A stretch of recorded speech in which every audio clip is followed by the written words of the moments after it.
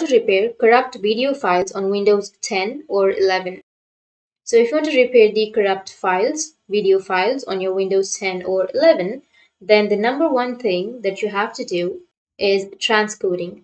VLC Media Player is used to transport video files that cannot be played on any specific media player due to missing or incompatible code.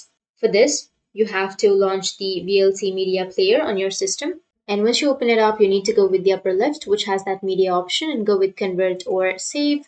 And from here, you can go with add and then choose the video file that you would like to repair from the corrupt video. So choose the video and go with open. And then you can go with convert or save and choose the profile, which is MP3 or any other profile. And once you've choose that, you need to go with destination file, or you can browse for the destination file and go with start, and it will convert.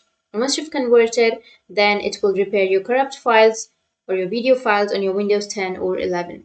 So that's it. And if you have any questions, feel free to comment below. Thanks for watching.